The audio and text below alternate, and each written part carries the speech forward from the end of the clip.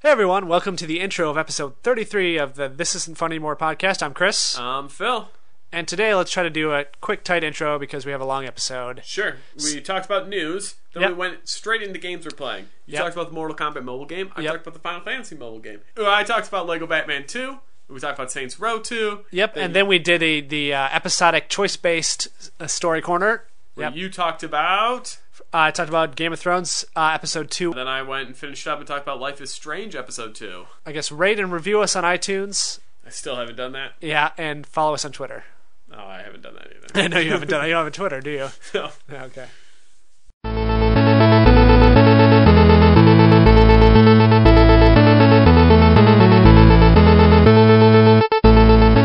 It's just going to be like, hey, sorry, you spent 900 hours on this, create a franchise. Now it's gone. But I don't know.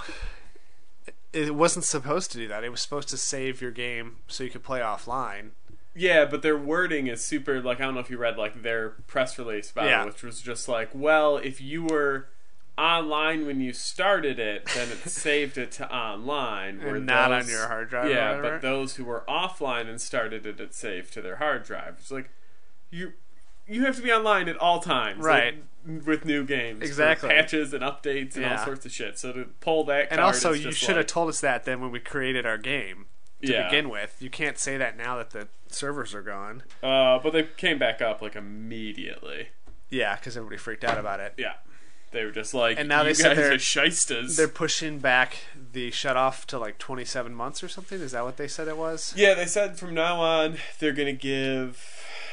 I can't remember if it was 18, 20 days or something like that prior notice to before they shut off servers. Which is the least they can do. Because it's not like they just decide one day to turn off the servers and go start unplugging stuff. No, the one guy, he's just what does this cord do? Yeah, he just rolls the dice and whatever it is, he starts pulling the servers down. Yeah. Borderlands just came out. Why are you pulling that? I got it. It came up, man. Yeah. Snake Eyes. Snake Eyes, it's Borderlands. No, yeah, that was pretty shitty. I'm glad it didn't affect me. If it was 2K15, I would have just lost cried. it. Yeah, because I'm 2 games from the playoffs. Yeah, with my team, and it'd just be granted, it's one season, just But still, you said you played over 100 hours, probably. Yeah, right? I'm over 100 hours. So to lose that would have been pretty pissed. Pretty pissed. What Mortal Kombat news do you have? Because you gotta have. I got a lot, actually. We gotta hit our quota. First of all, I'm Chris. I'm Phil. This is a podcast. This is a podcast you're listening to. Correct. That should have been the name of our podcast. This is the podcast you're listening to. Yeah, with Chris and Phil. Yeah. News. Okay, well, the Mortal Kombat news is the mobile game came out, right? Yep. So I've been playing that. It's only been out for 2 days at this point. And it's fun. It's pretty basic. All the design is really intense and the whole leveling up your characters and the battle and all that stuff. So basically what it is you have a 3-person team, which are based on a card pack. You get a random card pack to start with, that's your team, then you can buy more. Do you have Baraka? No, I have the only actual Mortal Kombat character I got on my first pack was Reptile. And the rest, two are just Steve and John? Yeah. No, they're other side. They're not actual characters in the game, but they were bronze cards. So those cards are worthless. It's basically a Tekken Warrior or something. It's what it's not Baraka, but a guy that kind of looks like him. That's doesn't have any special moves. Yeah. Okay. So you got Doug, Steve, and Reptile. Yeah. But then at this point now, since I played for a couple days, I've bought some new packs. So now my team right now is Reptile, Jax, and Sonya. So, but yeah, so it's a 3-person team, and you fight other 3. You go to there's little towers like there are in the game. You know how it's a series of enemies that they face, but it's all 3 versus 3. And then it's only 1 round, so you just beat them. You can switch between characters. As you fight, you can build up special powers you can use. Okay. And there's 3 tiers that you have to unlock of your special. There's I think it's just I don't know what they're called, but it's light, medium, and then heavy. But if you have silver or gold characters, you can also do X-rays and fatalities. Okay. which is the third tier that you would unlock. So, but it takes a lot to build up that meter. Yeah. But the actual fighting is kind of basic and repetitive. You basically just touch the screen 3 times and it does like a 3-hit combo, and then every once in a while you'll get an extra 4th hit where you have to like swipe one direction. Okay. And then when you unleash your special, each of them are different based on the character and what actual like tier it is, where you have to do things like, you know, tap a bunch of bubbles on the screen in like 2 seconds, or you have to like, you know, swipe a million times in one direction, or you have to time a thing that's going around the screen. So Sure. like there's a variety in it. But if you're playing as one character, you have to just keep, you know, tap, tap, tap, tap, tap, tap, tap, swipe, tap, tap, tap, tap, tap, and that's just over and over and over. Like, that's the combat system.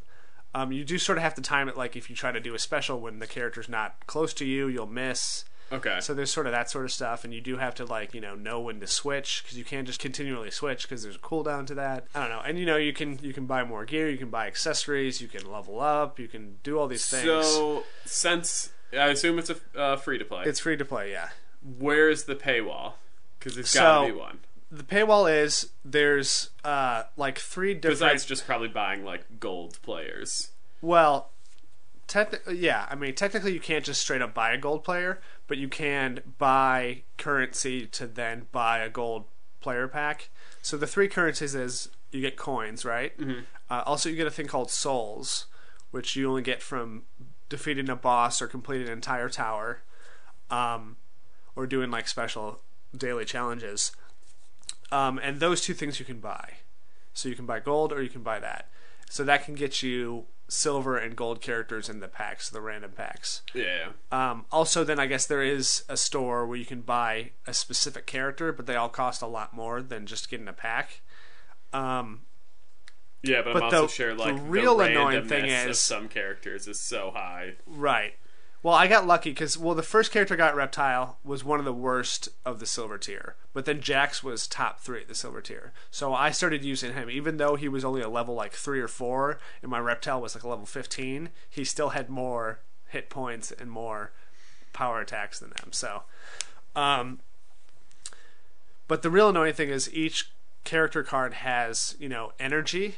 Yeah. Like, every time you use him in a fight, he loses energy, and you have to wait for it to replenish. So you have 10 like energy points, right? And after the first couple towers, every fight takes 2 or 3 energy, and every tower has at least 6 enemies to fight. Yeah, so that's you can't actually do an entire thing in one sitting. And each little energy takes 10 minutes to replenish.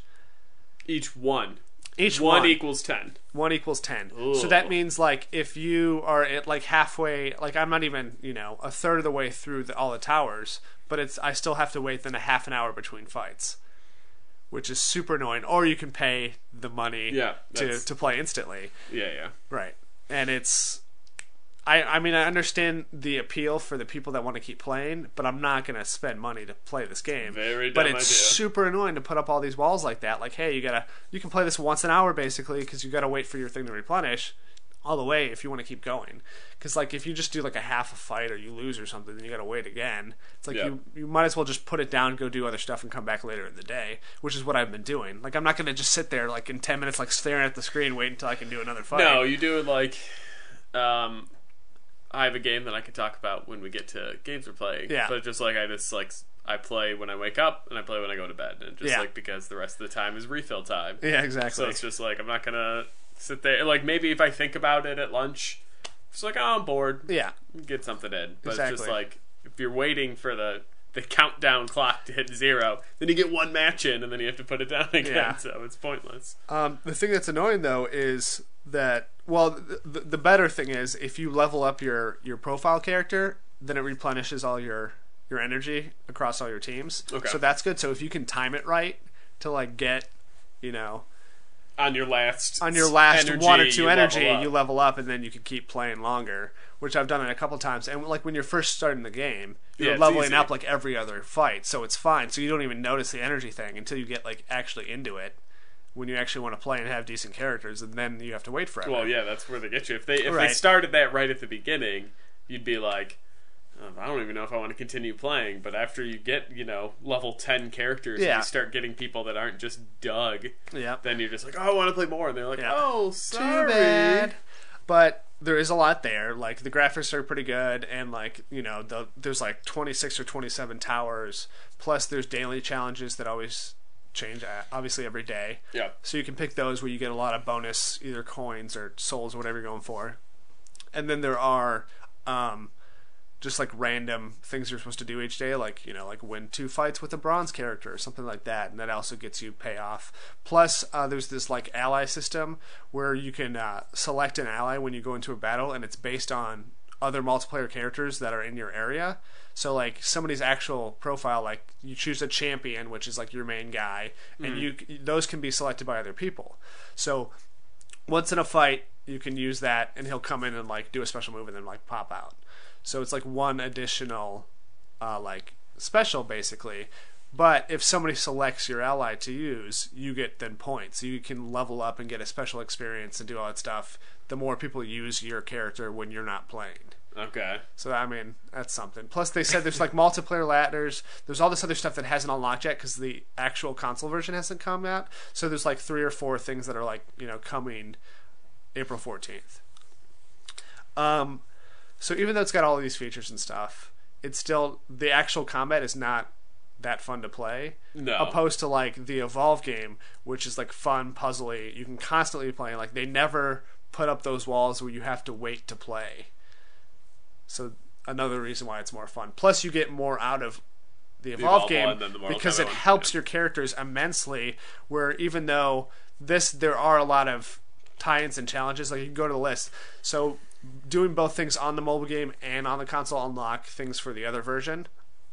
But it's basically the only things that really matter are like skins. Like you get like coins and some other things and backgrounds, but like who really cares? Yeah. So I mean, you have to win 100 like multiplayer ladders to get like the Scorpion Injustice skin, which sounds cool, but I don't know what it looks like, and I'm probably not going to play 100 multiplayer ladders. I mean, it sounds pretty easy. Yeah, I'm sure it'd just be 2 guys with their phone just tapping as fast as they could. Yeah. See until one phone breaks. Yeah, and there is things like test your might and test your luck and stuff, where once a day you can just pick a random card and you get a bonus, and the test your might is you have to tap the screen a bunch of times until the timer runs out, and I mean, I guess that's the thing is like, all the mobile games, it's either touch or tilt. Like, if you have the phone that you can tilt, it's either going to be doodle jump, or you're just like, wow, look at this, or it's going to be, touch the screen as much as you can. Yeah. There's not going to be like a real in-depth mobile. Yeah, but when I heard that it was like a card-based game, I assumed it was like a turn-based stats-related game, not like, you build up your characters and stuff, and then you actually fight. You actually have to tap and time things and do like that. I mean, it makes more sense for a Mortal Kombat fighting game, but I just thought it was going to be more of like a, like I said, turn-based. Like, okay, like I got like 14 mana, so I'm going to use it on this special, and then he's going to go, and then he's going to go. Yeah.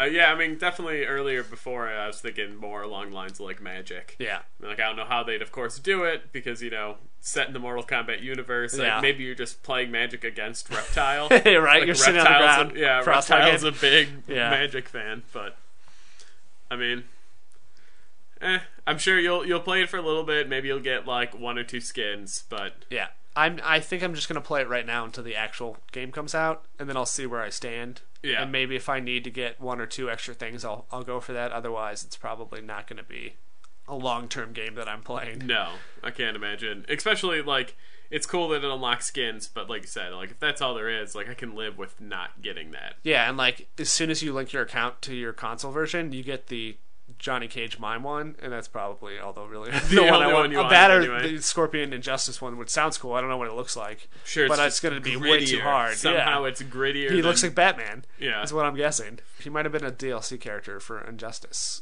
Scorpion. And I only played the demo. Yeah, and I thought, this is okay. Yeah, it's so okay that I won't get it. Yeah. So also fighting news related stuff. So I've sort of been talking about Killer Instinct here and there. Yeah. And the most recent character they released for Season 2 was Hisaku, I think is her name. and she's like a Japanese ghost character. Racist. I don't know if you've seen. No, like No, that's. I haven't seen it. So she basically is like a mixture of like the girl from The Ring and like from all these other games. Yeah. So she's got long black hair and she like stutters when she moves, and she can like move really fast and teleport behind you and sort of things like that. So I think it looks pretty cool. It's totally a different character that I've never seen in a fighting game before. But it looks nothing like Killer Instinct. I feel like it has no place in Killer Instinct. So it's cool and it's different, and I was like, oh, this is interesting. I'm surprised nobody's done this before, and the effects are cool. But I think it has no place. They're just requesting like put the ring girl in it, and they're like, all right, whatever. People want this, right? I mean, maybe they'll put Boogerman in next. Hopefully, yeah. But a super annoying thing they added then with this DLC is a new sort of like leveling system, where like every week or every month, I don't know how they do it, you get ranked against other people. Like you have to play a bunch of online games and you get ranked into tiers. And there's achievements for like, being gold rank or being platinum rank. And basically it just means play as much as you possibly can every second of the day. But it's not like, oh, you have X amount of points, so you're in this tier. It ranks everybody individually, and there can only be 3 people in the top tier, and then 5 people in the second tier. And so that basically means you have to be the top 3 people in the world for a month to get these achievements now. So everybody's like freaking out, of course, because that's the worst thing you can do. Especially with the fighting competitive game, where like there's always a couple guys that are the best in the world. Like this, people make millions of dollars playing these games. Yeah, it's not something that can just be like you can train up on real quick. You can't just be like, I'm going to set my mind to being it this month and playing a lot. Yeah, it's like no, you're still not going to beat these guys. I mean, if it was a points wall or an XP wall or something, that makes more sense. But to just rank everybody individually, it's impossible to even get like bronze tier. People are saying. Well, I assume there's only 3 tiers, right? Or is there 4 tiers? No, I think there's more than that. Gold, silver, bronze, and then the rest. Yeah, I think they're like platinum or no. There's like platinum, gold, silver, bronze. Everybody else. Okay, I was gonna say you have to get I assumed everyone achievement else for would each just of be those bronze. things. Yeah. And so like, you participation trophy, and then it's like top 5, top 3, and number 1 in the hood. Right. That's what they call it. Yeah. So I'm glad I'm not playing Season 2, because I would have been so upset if I got any achievements for Season 2 and then had to deal with that. You would have probably just had to go, I have to let this one go. This will just be incomplete. But I would have been so upset just because I'm so Hayden proud Lynch. that I have, that I have everybody as a community has to get together and decide, okay, this week is Johnny and Jeffrey's week to get the top spots, and then there has to be everyone in the community has to also care about achievements, because there's like 3 guys that don't, and they're just good enough where they're gonna just block it for everybody else. I made 10 duplicate accounts and I just fight myself and I'm super good at the game. I'm playing 2 games at once. So I guess that's it for news. Official news. I mean, I got. You got something? I got nothing. Okay, so let's just get into the games we're playing then, because it was light on that last episode. I think it was minuscule. Well, we talked about Dying Light. Yes, for like we did play an hour. Yeah. Okay. Well, I'll go into a game that. Well, first. Yeah. I wanted to talk about Saints Row. Okay. Yeah. We can also talk about the achievement contest real quick, just a little update before we talk about Saints Row. Okay. So we're technically, when this airs, I think we're in like week 14 or something of the achievement contest. Something like that. Out of, I'm assuming 50, 52? Yeah, it goes for a full year. Full year, so 52. Our guy that we thought was the sure thing, that was our ringer, that was going to pull us all the way through the summer at least, got out like 4 or 5 weeks ago at least. It's been a while. Yeah, so there was like 1 week where he didn't play, and I guess his girlfriend was playing for him, and he was like 17 TA points away from the cutoff, and we had plenty of boost and extra power-ups we could have used, but he didn't. Like, we can't forcibly use them for him, so it wouldn't matter. Yeah, he has to sign in and use it. So he's out. He's still playing games and stuff, and he's still getting enough points each week, but not like he was back then. So if people weren't paying attention, because they would be paying attention, there's 2 challengers. There's the individual and there's the team. Yeah. You can be knocked out of the individual, but if your team's still in it, then you're still in it, or vice versa. So he was knocked out of the individual, and that seemed to have just cut off his desire to really pump through achievements. Yeah. So now I don't he was getting 1,000 a week, and now he's getting a couple hundred. He's getting enough just to be over the cutoff, which is fine. Yeah, but eventually he'll be dead weight. Yeah. Right, there have been a couple weeks where we've come close. Yeah, and I mean, like a week or two ago, it was one of those weeks where I felt like it kind of came out of nowhere, because we were doing what we do every week. We were just as consistent, getting a little bit more points, and for whatever reason, all those people that we were against, we were below the line with like a day to go. Yeah. Which has not happened yet. Usually when we're below the line, it's within the first day of the week, because we hadn't played a game yet. Yeah. So I thought, I'm like, oh no, is it getting hard already? It's like, this is when it steps up the game, and we're going to have to be fighting now every week. But luckily that was just a 1 week situation. Yeah, I mean, right now we're still in it. Both me and Chris are still in the individual, and we still have the team going. I would say that we'll probably get through another month before we actually have to start playing games. Yeah. Focusing like hardcore on it. Like every now and then, obviously, I'll just join a multiplayer session for a game that I don't really want to play, just so I can get some achievements. But we're gonna have to set up a bunch of stuff, is what you're saying. Well, yeah. And instead of not stopping to play because we've already hit those, achievement points for the week, we're gonna have to be constantly playing. Yeah, there's no setup anymore. Right. Like, I have like one stranglehold setup where I'm just like, okay, this is like guaranteed like 500 points if we need it. Yeah. But like, I won't be able to be like, oh, we're pretty good above that. I'm just gonna be able to like, oh, I'm just gonna start setting up some other games. Like, nope. Like, that's not. In a month from now, it'll just be like, oh my god, I need to buy a game. Right. I need You're to gonna buy like drive home from work during lunch just to play for 20 minutes. Yep. And then I'll just start setting up sessions for just every game I own. Every day. DJ Hero, here we come. DJ Hero. We don't need to set up a session for that, though. We can just do it, the two of us. Well, yeah. Most of the games can. Like Darkness, it can just be the two of us. Black Site, Turok. Yeah. All these great games. Yeah, I'm just listing off of winners. Yeah. But, okay, Saints Row talk. Oh, yeah. Me and Chris are still playing it. We only play it maybe once a week, if that. Sometimes it's once every 2 weeks. We're not very good at being on schedule. No. But we're pretty close to being done with the actual campaign. Right. There's campaign and there's side missions. Yeah, we've done the entire storyline. We've done all the different the gangs we beat. We even beat the epilogue. So we've been knocking off the random activities. Yeah. Which are everything from like, insurance fraud, where you throw your body in front of traffic, to blowing up stuff. These are the fun ones that we already finished. So now we're stuck on. We decided we played last Tuesday. Yeah. We started off with one activity where it's essentially Chris is in the back seat giving out handies. Well, that's not exactly how it went out.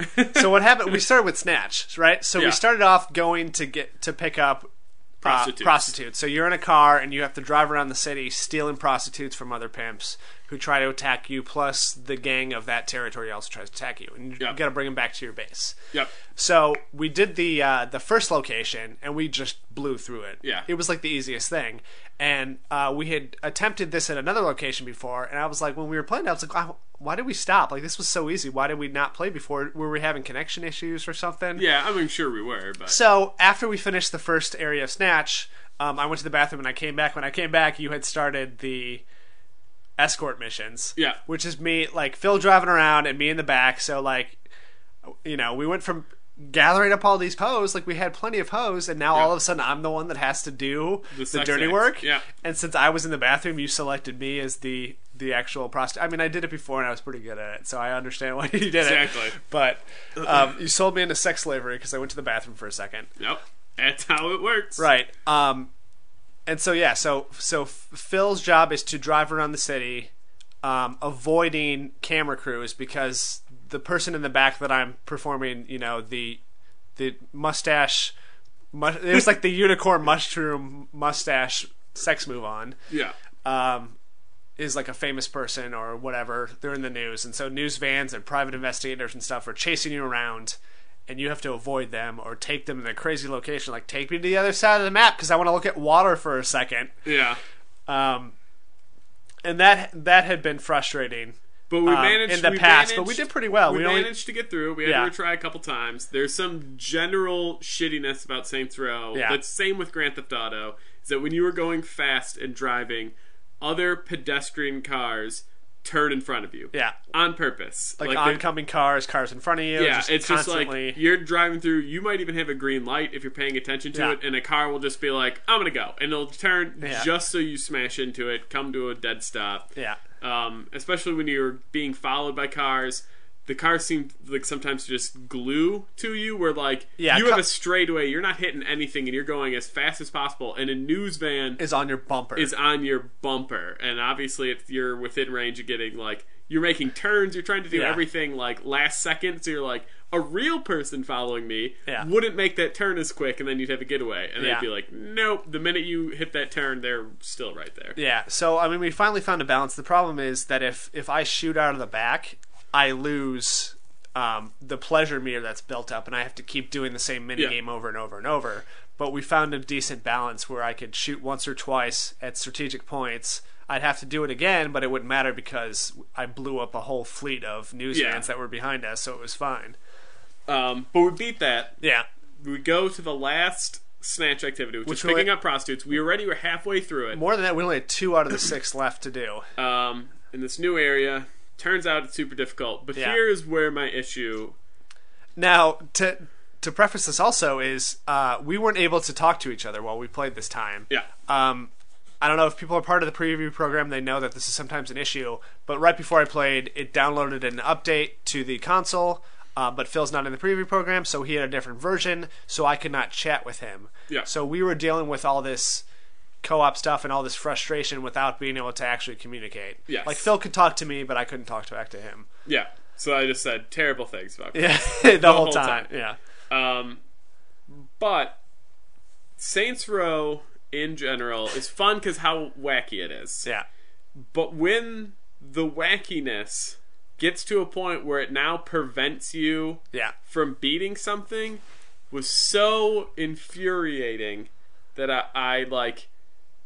Caitlin, numerous times while we played, who was sitting on the couch, told me, I think it's time for you to quit.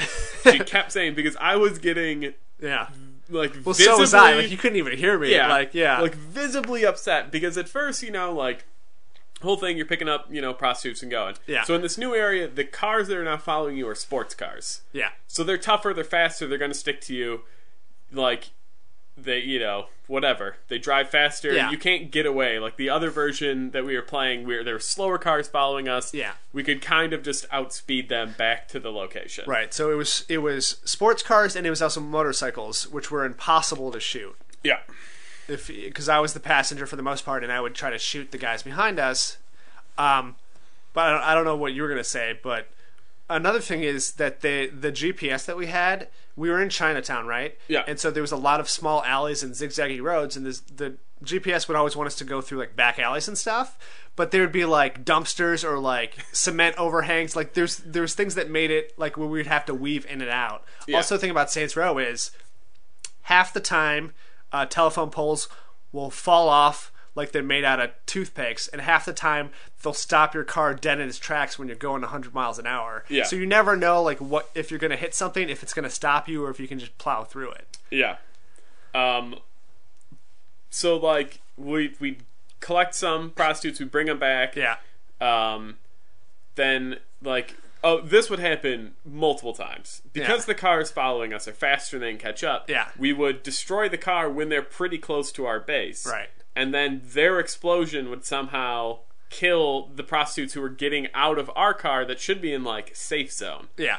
Like, what should really happen is when you pull up and they get out, that should just go to your counter. Yeah, they shouldn't just be standing around then, which is what they do. Yeah. They just stand around for the rest of the mission, so they can randomly get hit by cars. You know, other pimps will come up and show up and try to steal them, which is part of the game, so that makes sense. Yeah. But, like, the thing is, like, we'd be going, 67 miles an hour, and we'd hit this little blue square that stops us, and they would jump out of the car like we were moving full speed. Yeah. And they would they would hit things, they would die. And then another problem we were having was, okay, like we were shooting the car behind us and it would blow up and somehow kill them. So we stopped killing the car for a while. But then they would constantly run over our hose as they got out of the car. So the idea was then to stop, like, I don't know if you noticed the one time I was driving, I stopped like 100 feet from the checkpoint to just destroy the car. And then when I would go, and then a random passenger car swerved off the road and hit the prostitutes and killed them also. That was my problem too. Like, that one made me the most upset. Because, like, it's one thing when we do something like, okay, we destroyed a car too quick. Like, that's something we can learn from. But, like, that's what I'm saying. Like, the wackiness is, like, it's fun when you're just screwing around. But when you're trying to get something done, like, I don't want a car to just start driving up staircases because it's wacky and it's Saints Row when that can potentially fuck up the entire mission. Especially when we'd already been doing this specific mission for, like, an hour. Yeah. So it's just like we would, you have to drop it. We're on the last part. Yeah. We have one mission. You bring back 6 hoes, game over, we get an achievement. Yeah, and you can We're only done do with that category. Yeah, each character can only do one at a time, so that's 3 full trips. Yeah. Plus, at the end, you usually have to have one guy defending your pimps, your hoes from other pimps that show up. But it's just like we'd get like 4, and then like there's only like 7 hoes on the map. Yeah. So you can't have 2 of them die.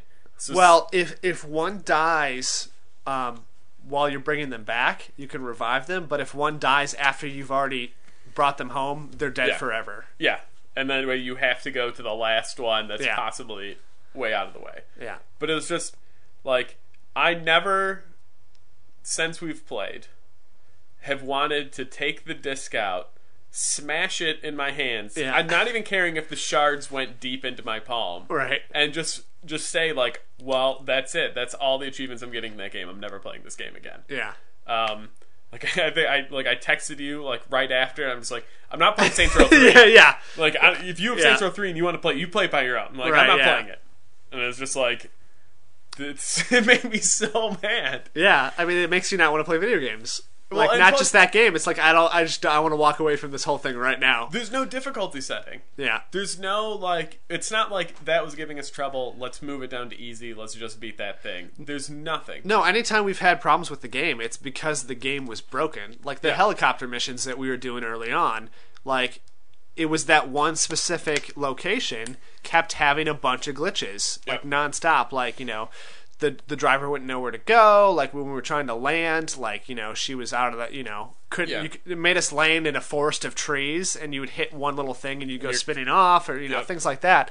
But, the final straw for us playing this time was after we thought we had solved the problem of the car running over the girls, and then a random car did it. The next time we tried, then a pimp tried to steal one of the girls, and he was inside of a building. He was behind a wall that we couldn't get to. Yep. He had glitched like in a facade of one of those buildings. So like we're running around the outside of the building.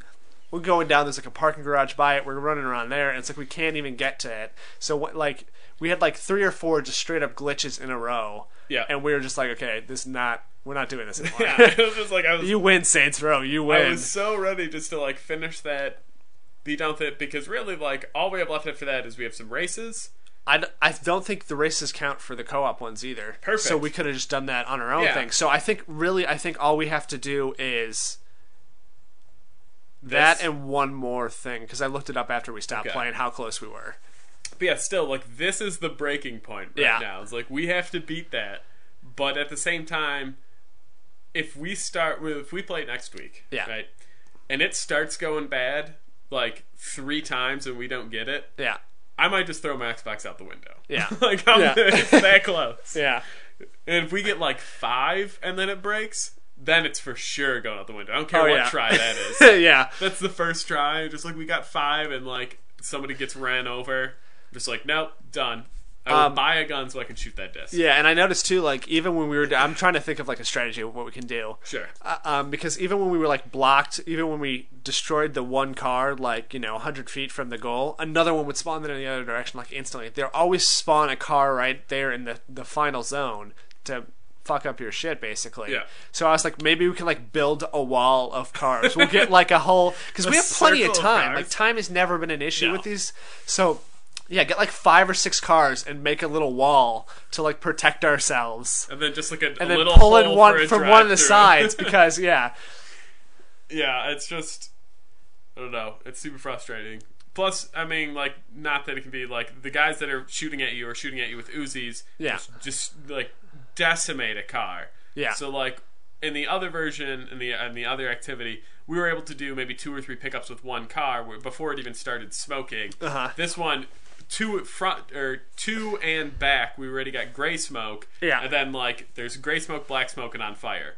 And between black smoke and on fire, there's not a lot of room. So it's just like, okay, if I take this and we have hose in the car and it starts on fire, we can dive out, but I don't know how successful they will be at diving out. So the one time we split up a couple of times, which was not a good idea either. But my car caught on fire on the way back, and I just slammed on the brakes until it stopped, and then I jumped out. I had enough time to stop it, and then we both ran out. So that might be an option. But when I looked it up after all this happened, it says obviously go to your thing, get like an APC, get like a bear. Get like one of the heavy powered vehicles, fully upgrade and then fully upgrade it. And they say you can go through the entire thing on your own with one car if you need to. Plus, it has a giant mounted gun on it. Yeah, I mean for sure. I looked that up too. We will do that. Yeah. Like we're just also, it supposedly can hold more people, but I think for co-op it doesn't matter. Yeah, I think it's still one prostitute per person. Which, come on, that's never been a rule in life. No, never a rule in life. It should be a rule in this game. So that's Saints Row talk. Yeah. We won't talk about it again, probably ever, because there's... Well, no, we'll be like, hey, we beat it, or hey, we broke it in half. Yeah, well, I guess. So, I will go... I have 3 things I want to talk about. Okay. To piggyback off of the Mortal Kombat mobile game. Yeah. I've been in a Final Fantasy kick, which obviously I've never left the Final Fantasy kick. There is a mobile game called Final Fantasy Record Keeper. It is a free game that me and Caitlin have been addicted to.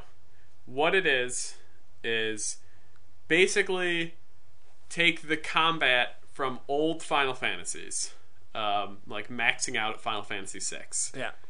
Yeah. And then make an entire video game built around the combat, which does not sound like fun, because most people, like, the combat is the least enticing part of Final Fantasy. But, so, okay, what it is you are trying to preserve quote-unquote memories of these Final Fantasy games. Of course. You assemble your team from Final Fantasy characters from the games? All of the games. Nice. You have to obviously... the best hits of Final Fantasy. You have to unlock them. Like, go through this dungeon and you'll get this character from Final Fantasy IV. Go through this. I'm sure that whole experience is just fun, too, going to collect old characters. Yes, that is the draw. Yeah. And then, like, you have to do Final Fantasy stuff, like equip them with items and abilities, whatever. But so then you go through these dungeons. You have magic, you have, your attack, you have specials you can use. But what's cool is, besides this whole assembling your team, is that right now it's only been out for maybe a month. They've already had 2 events, and they're doing events on almost like a weekly basis where you can unlock characters that they didn't put in the original game. Nice. So it's like the first event was you can get like Tifa from Final Fantasy VII. This one that's going on now is you can get a character from Final Fantasy IV. How do you spell Tifa? Tifa. So, like, this isn't fun anymore? Yeah. Yeah. Hey-o! It should be our mascot for this podcast. We'd probably get a lot more views. That's true. They'll just think it's some sort of porn network. Yeah. Yep. But it's just super, like, there's strategy involved, and obviously how you approach the battles. Like, if you were playing a Final Fantasy game, like, okay, this guy's weak to fire, I need to make sure I stock up on fire abilities, and I can't have a bunch of mages in because he deals a lot of damage. Whatever it's going to be. The caveat, the money, the pay-in, because it's a free-to-play game, is like Mortal Kombat. It's like, as opposed to you have your energy, you start off with 30 energy points, and each floor of a dungeon takes so many energy points. And they refill one energy, like, is only like 3 minutes. Yeah. So it kind of comes back pretty quickly. The earlier dungeons only take like maybe 2 energy a floor, so you really don't notice it. You can play for hours at a time before you even go like, oh shit, I need to stop and recharge. Yeah. When you get to the later stuff, like these events, like the last few floors in the events take 10 a pop. So you're doing like 3, and then you have to wait like, half hour, and then you can do one more, or you wait like, the full hour. I don't know what else I was saying about it. It's fun. Yeah, you tweeted out a picture of it, and it looks great. Like, that's exactly what I feel like a game like that should look like. Yeah, it looks like the old 8-bit stuff. They even took new characters that weren't 8-bit, and they made 8-bit versions. So there's like, from Final Fantasy VII, there's Cloud as 8-bit, and there's, obviously Tifa, but there's like Lightning from Final Fantasy 13. There's like 8-bit versions of all these people. When you go in the dungeons, it's the music from that dungeon from that game. Yeah. So for me, being a complete Final Fantasy nerd and like nostalgia wise, it's just like I'm playing Final Fantasy IV. Here's Final Fantasy IV music. Here's Final Fantasy IV bad guys, and I'm using characters from Final Fantasy VIII. It's great. Who developed this game? Squaresoft. Okay. I'm sure. I'm sure a third-party mobile developer did it, but but like their name's the one. Well, obviously because they have the rights to everything. But I would say it is worth.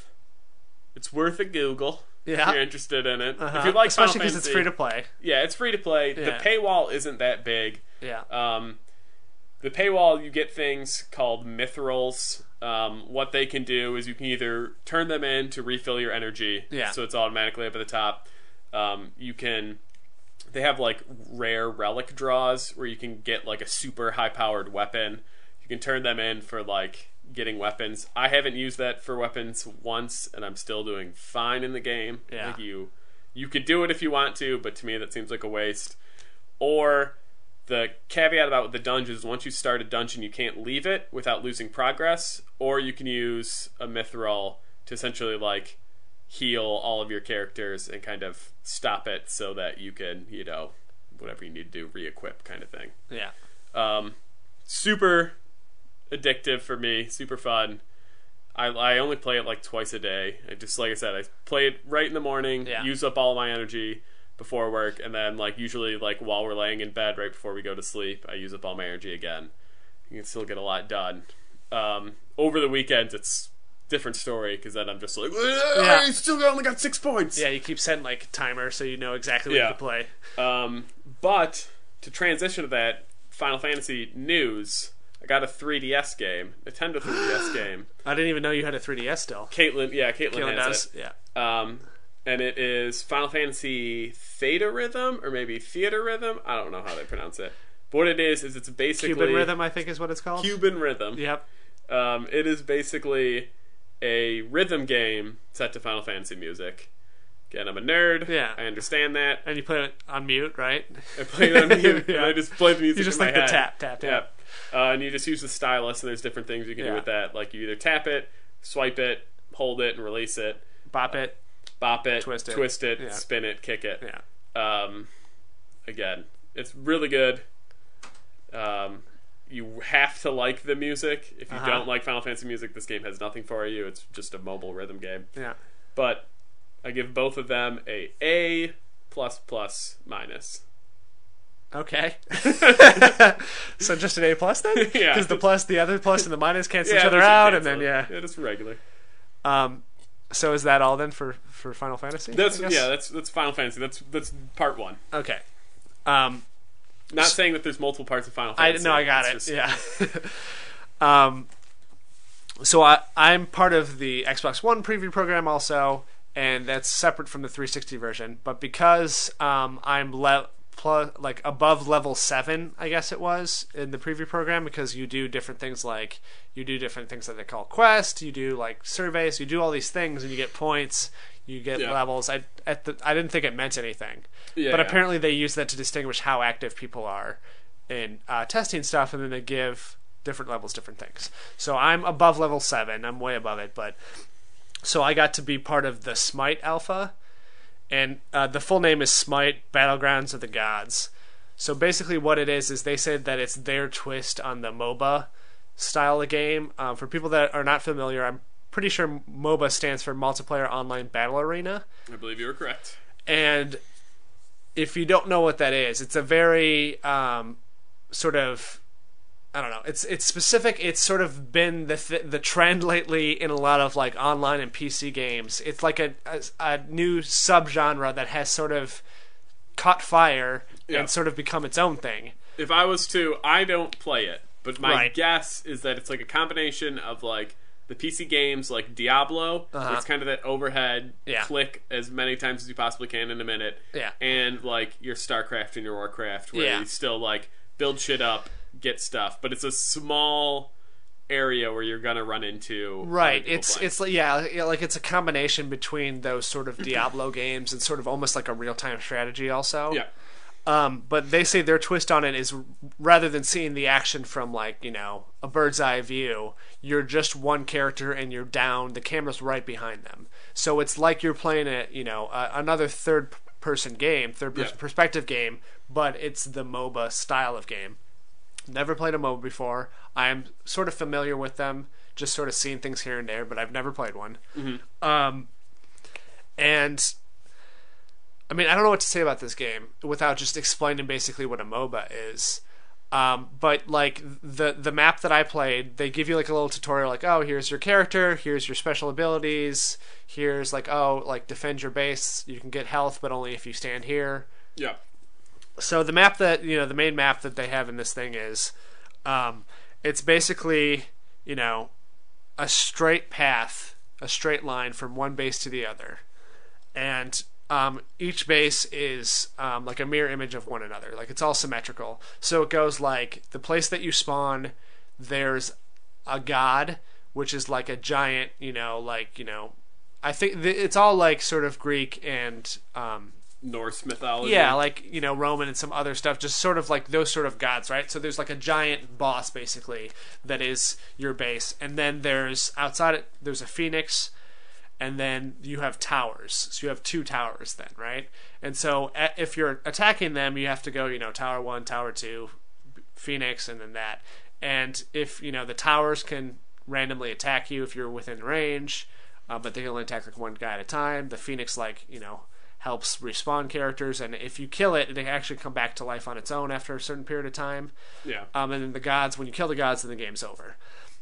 So you have that straight path that, like, you and I think it was, what I was playing was 3-on-3, but there's up to 5-on-5. So it's like you're like, you know, mid-level tier god characters. And then there's also a bunch of minions that spawn, and there's other things that you can do. And you have your basic attacks. You know, you have like, depending on what character you pick, but you have like a ranged attack, and you have like a, you know, an attack where you can like swing around. Like, once again, it's depending on what character you pick. Yeah, but it's like your classic third person. And like you unlock things, and like you have, you know, cooldown for stuff, and you have to deal with, you know, fighting the other teams, like I would call them demigods, and then fighting the minions or destroying the tower. But if you die, they get like a bunch of points for something. They kind of act like it's also a deathmatch. Like, they'll be like, oh, this person killed that person, or oh, they're on a killing spree, and that's only if you kill the other demigods. But then you just respawn at you have to wait a while, and then you respawn at your base. Or if you leave a fight, if you run away from a fight and go back to your base, you regain health too. That's the only way to get health back. So at first I didn't really understand that, because my thing was like, hey, go fight some people until I die, and then I'll come back. And I didn't realize, like, every 15 seconds my teammates were running away from a fight to run back to the base. I think that's kind of a weird mechanic. To leave a fight to go back to the base so you don't die and respawn there. Like, yes, it did save some time, because the more you died, the longer the respawn timer went up.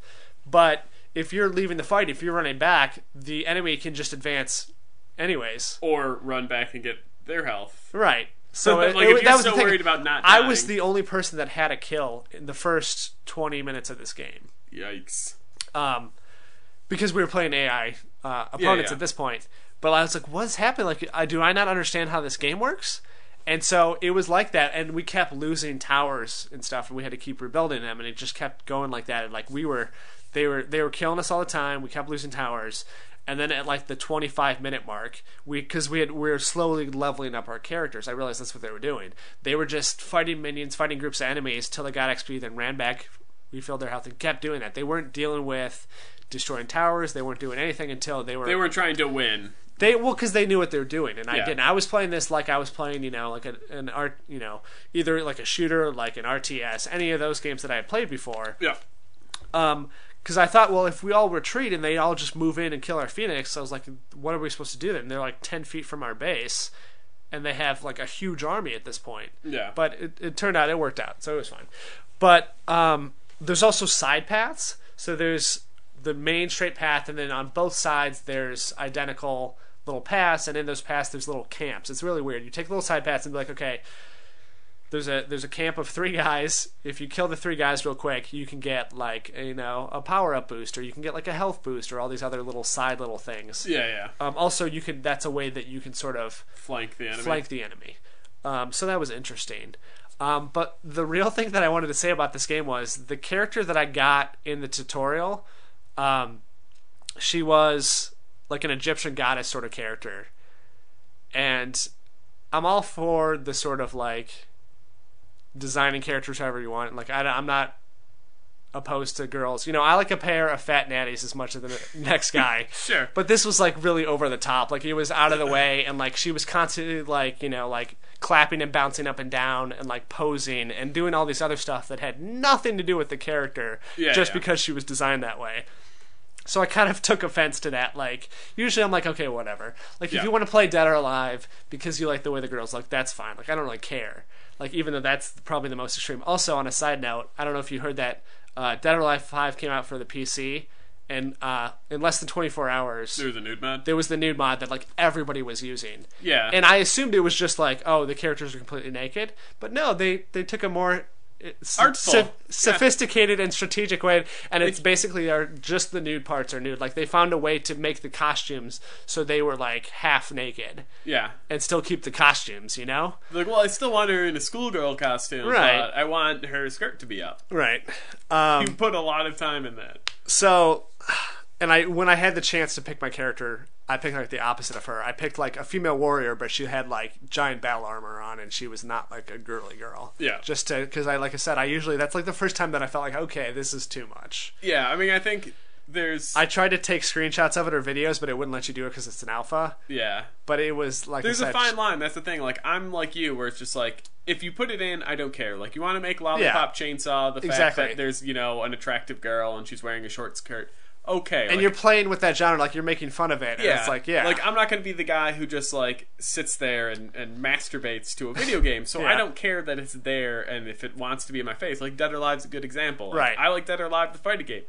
I mean, like, yeah, sure, the girls are scantily dressed, but that has no reason why I appreciate the game. Right. Even though Dead or Alive is one of the more extreme examples. Oh, anytime that it happens, I just kind of laugh at it. I think it's fun. Like, anytime you're like, oh my god, I can't, like, that's ridiculous. Yeah, like, it's jiggling for 20 minutes. Yeah, right but now. you're like who's enjoying this? You're like, you see what they're trying to do, but it, like, isn't hitting home for whatever reason. Yeah. So you're just like, god, this is so ridiculous. Like, they're trying to make this attractive right now while I'm trying to kick somebody in the face. Yeah. But like you said, when they really like have to draw attention to it, when they have to be like, she's gonna be wearing a skimpy bikini, she's gonna have triple E boobs, and she's constantly be jumping up and down and like clapping and posing and sticking her chest out, just like we get it. Like even though it's not right, even if she was a schoolgirl, that would have made sense. But she was supposed to be an Egyptian god that was in charge of all these people. It's like she's not going to be acting like that. Yeah, that's what really just bothered me. So yeah, but I did have fun with the game. Like I said, I hadn't played a MOBA before. It was interesting. It was a little bit different. Yeah. Would you consider playing this when it comes out? I mean, that's a question that I asked myself too while I was playing, and I don't know if I've played enough of it. There's like so much on screen at once. It looks like an MMO. Yeah. Bunch of things at the bottom. There's health bars. There's all your items. There's consumables. There's things on the top. There's scores.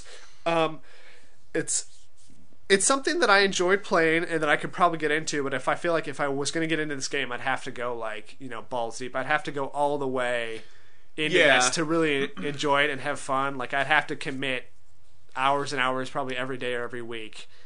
I feel like that's for all MOBAs. Is you really kind of have to like. First of all, you kind of have to learn the nuances of like what do these power ups do, especially because 3-on-3 against a tutorial is great. You're against AI. Yeah. But when you figure if you do 3-on-3 and it's against other people, they're going to destroy you. You're always going to find, at least my belief of MOBAs, which again I haven't played, I could be wrong, is that it's just like people who are like dedicated, like that's the only thing they play. Like I will never play like a League of Legends or shit like that because I just hear like it's competitive only. It's like you can't just have fun. Yeah, it's like you'd play that, and if you're not super committed to it, it's like I'm gonna try out this new character. You just get decimated because you don't know the nuances of what that character can do. Right. I mean, I don't know how it works. I'm assuming that every time you play, everyone starts at level 1. Yeah, I imagine that would be it too. So that's good, but you still do unlock other things that do carry over, like consumables or like armor upgrades. So even though there's sort of a level playing field, if you've played the character 1,000 times and you know exactly how to level up that one power up, like right away, you're going to have a huge advantage. Yeah. And because you're part of a team, and because there's only 3 to 5 people on a team, like I would feel bad. You don't just want to be messing the one around. Dead weight. Right? Exactly. Like I don't want to ruin the game for them. So it's like I can't just play to have fun because I don't want to ruin the game for them. Yeah. So like those are especially like I said, like those small groups. Like I feel like if you want to mess around, you have to know enough people that it's like takes up the whole game. Right. You have to be like, oh, it's. Even let's say they have a 2-on-2, you're just like, okay, we'll be me and you, and we'll mess around with, 2 other people who, also are just trying to figure their shit out. Yeah. It's like, then it's fine. But yeah, like, you wouldn't want to just join, like, random ranked match and then just be like, well, I'm going to try this character I've never been before, and then you're just constantly being murdered, and they have to, like, pick up the slack and lose, and then there's like, well, they're going to A, rate me poorly, and then B, they're never going to want to play with me, and C... It's like, I'm not having fun then, too. Yeah. Like, nobody's having fun. Like, I can't have fun because it makes them upset, so even if I do what I want to do and they get upset with me or we lose, then it's a negative experience anyways. Yeah. The gameplay itself was fun enough for me to try it again, but I don't see myself spending $60 on this game for sure. No.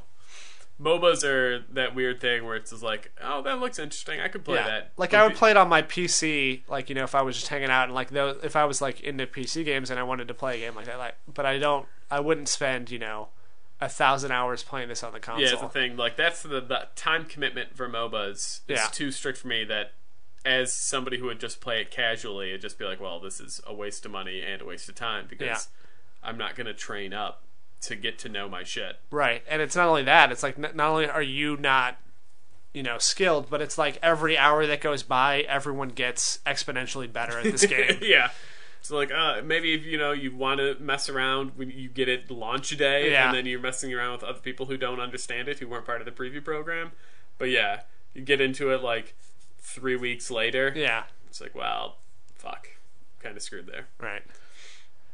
So 10 out of 10? So yeah, 10 out of 10 for those Yabos. For those Yabos. For dem Yabos. Nice. Well, that's good. That's a good Yabo score. Yeah. It's almost as high as my urine score last episode. Yeah, 17. My turn? Yeah, balls in your court. Something. Yeah. Because I want to go on my complaint rampage some more for after my Saints Row, I'd like to talk about Lego Batman 2. Okay. I am close enough to the end. I have like 240 out of 250 gold bricks. Yeah. So I'm going to just call this my final take. Yeah. Or whatever we call our ending situation. It could be final take. Final It could be last stance. Yeah. Yeah. I love Lego games, right? We've said it here before. What should happen with a good Lego game, which everyone already knows, is that you play through the story, you're set as certain characters, then you unlock them, then you get to just go free play and have all the fun in the world. You want to use Gambit for this section? Sure. You want to use Ron Weasley for this section? Great. There's very few parts that you have to use specific characters. Yeah. Lego Batman 2 gives you the worst free play experience I've had in any Lego game.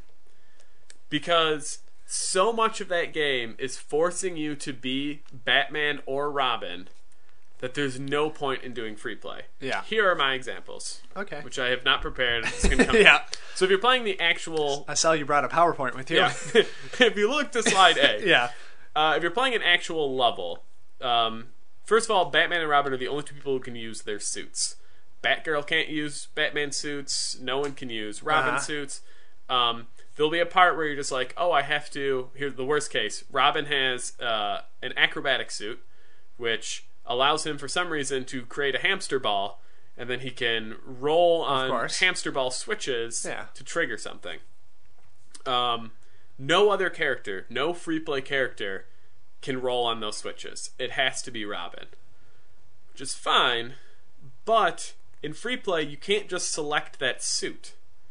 There's no... Oh, you can't switch between suits? You can't have switch to between just suits. be You have to be suit Robin. Then you have to go all the way back to where you would have gotten the acrobat suit. Be that, if you switch off of Robin, you lose that suit. Right. So you have to be him throughout an entire level to get to that one spot to use your hamster ball to get maybe one mini kit. While the other person, does everything else. That's super frustrating because there's parts where you don't know if something's going to come up later. Yeah. There's also, for Batman, he's got a suit that turns him invisible. There's no other person in free play. We have all the characters that can turn invisible. So you have to, go back, find that suit, then you can do this one part the whole time you're Batman. Yeah. So what we'd do is you pick two characters who can fly through the entire level, just look for those arrows pointing to where minikits are, and then figure out the puzzle. This is just no, I basically have to go through the whole fucking level again as Batman. Yeah. Because they want me to wear this suit. Right, the Lego games in the past have always been you play through the story, you're sort of objective-based, right? You're just trying to complete the actual map or what's going on. You can sort of explore a little bit. Yeah. But then free play is where it opens up because, like you said, you get all the characters. You don't mind that you're replaying something because it's basically a new experience because it's so open and fun and sandboxy. You can I'm going to play all the characters. I want to play as this. And now, if I tried to do this in the story mode, it would take forever to try to jump up here and I'd have to do all these tricks. But now I have, a flying suit that I can just fly up there right away. Yeah. So that's where it's fun. So to take that away, I would understand if they tried to reverse that and make the story mode all fun and sandboxy and the first time you play through is like that. Yeah. And then if you wanted to play free play, you had to be, more okay, you can just get mini kits now if you do this one free play. Something like that. Yeah, yeah. But I understand, and I totally understand your criticisms. The only problem is that the Batman 3 has already come out. Yeah. And I don't know if you remember when I talked about the demo, but they've already changed that mechanic. Oh, I'm sure. I'm sure this is because here's the thing. I'm sure Lego Marvel. Yeah. Lego Marvel came out after Lego Batman 2, Yeah. and they fixed that. Yeah. It's just this one in particular, and even Lego Batman 1, you could switch between the suits. Yeah. Which is what's crazy that they took it away because in Lego Batman 1, you're just I need to be can you ice just switch suit, between the characters and whatever? Yeah. And you just be ice suit, and then you Yeah. switch, and you don't have to worry about whatever the fuck happened before. You still want to be Superman and fly through the entire level and just switch to ice suit Batman? Great, do it. Get your mini kit, move on. Yeah. So the levels themselves, tedious, because then, again, you're just playing through it the second time the exact same way you'd play through it the first time, just to get, one extra kit. But then there's the hub world, which is all of Gotham City, which is great. Uh-huh. Looks great. You can fly around. There's all these buildings. There's all these, hectic shit going on in the streets. But, again, most of the, to get, gold bricks, is getting up in a huge building, getting to the top of it, and there'll be, something for you to do, a puzzle. Some of them are simple, fly with Superman, use his laser vision, explode it, collect the gold brick. Yeah. Those are nice and easy. But I'd say, let's say there's 100 gold bricks in the hub world, 80 of them require you to once again be Batman or Robin, be a suit that starts at the bottom of the building and then work all the way up to the top, so then that one suit pays off so you can get that one gold brick. Yeah. It defeats, especially I don't know what's more excusable, whether this happens in the levels or it happens in free play, but me and Caitlin would play, or we'd be there's a gold brick that's supposed to be, somewhere above us because the arrow's pointing above us. I'll be Superman, figure out what it is. There's so much where you have to fly to the top and then reverse engineer the puzzle to find where it's supposed to start, then switch to that character, like Batman, and then go back up the puzzle, knowing sounds like a nightmare. Yeah, it's just oh, I need electric Batman because there's no other character that can walk on electricity. Yeah. So, okay, well, I got to get here to here to here to here. Because some of the parts you can break off chunks of it. You're oh, there's Hazsuit Robin who shoots water out of a tank to clear up spills. You can be Aquaman and do that, but chances are that suit probably leads you to acrobatic suit Robin, so you can do the ball roll, which means I could have cleaned that up with Aquaman, but I still have to start all the way at the bottom to be. It was just I'm so we keep him we're so close, and it's I don't want to play. I don't want Right. to just be the two characters that I've been the entire game. Yeah. Like you get all these characters that you don't play as. Then this is the game that we've probably played the least amount of characters as. Yeah. Like Marvel, I always wanted to try out, see what the new powers were. Yeah. Even if it was a person I knew that was going Just to be to see pointless. the animation and see what they look like, because they are so different. You're just like, oh, sure, there's a million people better than Cyclops that has the laser vision, but I want to be Cyclops for this part. This is just like, there's a million, like, I've never been Killer Croc, I've never been Two-Face, I've never been Harley Quinn, never been Poison Ivy, because all she can do is, like... walk slowly. Walk slowly Sexy because walk. she saunters. And then there's, like, one Poison Ivy-specific activity. Yeah. And it's like, why am I playing this? Yeah. That is my... That's unfortunate. Yeah. I mean, I feel like the first Lego Batman game had some problems, too. Yeah. I don't know if they've, they cleaned fixed some those of it and created broke some more. others. Yeah. Like, people probably hated the fact that you could switch suits on the fly in free play. Yeah, Let's get rid of that. It's too easy. Let's make suits a power-up in one specific place in a level that you have to carry throughout it. Also, minor complaint, and then I'll pass the buck back to you. In two-player, the first time you use a suit on that playthrough, right, it switches to full screen. So the second player immediately has to stop what they're doing because it goes like, Batman, Acrobat Man, or whatever it says. Yeah, and then it pulls back. It's the same if if you're doing an activity that requires full screen, like getting in it. If you buy a vehicle and then get in that vehicle, it immediately wants to show you the vehicle in like a circle cinematic 360 camera. It's like Joker's motorcycle, and so that stops the other person. Which is awful because most of the time you are flying as the other person. When it stops, your character is still flying, but you are not in control of it. What? So then all of a sudden, when you have control, you're like, I don't know where I am anymore. I was flying towards a gold brick, but I've probably passed it. That's super weird. And then that's got to be almost a glitch. Like you have to like double back to figure out what's going on. So you constantly have to tell the other person like, stop flying for a second. I'm going to hop in this suit. Yeah. Okay, there's my cutscene. Okay, you're going to change characters. Because when you pull up the change characters, it takes up the whole screen. Yeah. So you're like, oh, you're going to change to Robin? All right, I won't do anything. Yeah. You change to Robin? All right.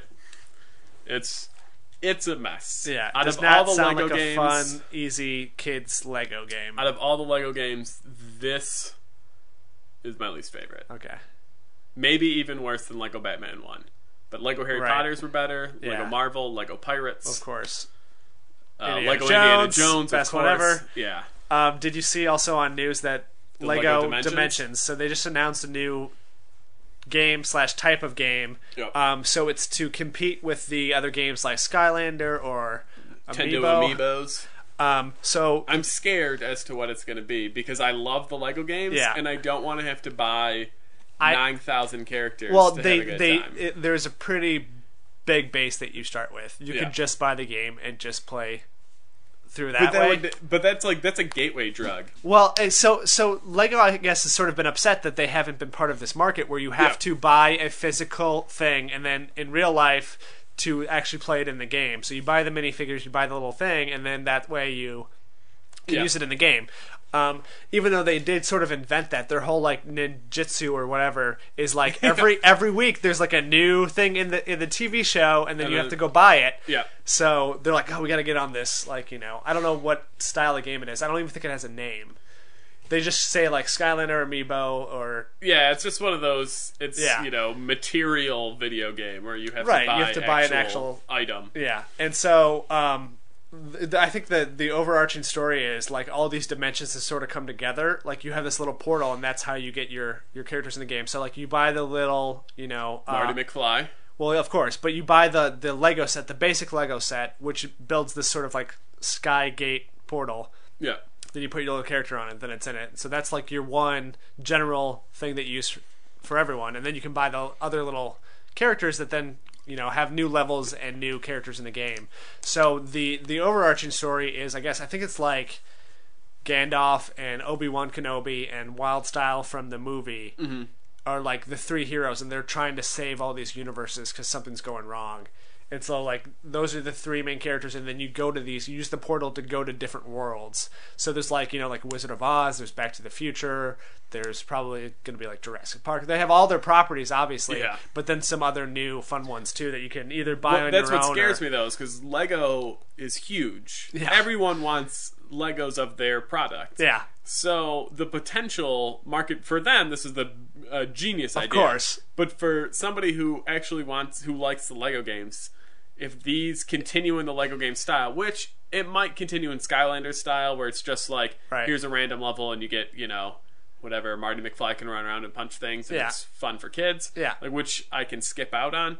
But, like, I'm going to want to be like, oh, I want to buy the Teenage Mutant Ninja Turtles kit. Yeah. So then I can take Donatello into the Pirates of the Caribbean, but that means I got to buy the Pirates of the Caribbean kit because I need to build that level. But the thing is, it's kind of like twofold. Like, in this case, I think it's a positive thing. Like, hey, I get to build a Teenage Mutant Ninja Turtle Legos, and I also get to then use them in a Lego game. Like, it's like a win-win. Because I think, I don't know what the price point is, but at least the ones they showed off were just kind of smaller things. Like, okay, like the Back to the Future one, there's like a small pack where you get to build like a mini DeLorean, and you get Marty McFly and Doc Brown. It's like, sweet, I want that. I want that as a Lego. I want that in the game. Yeah.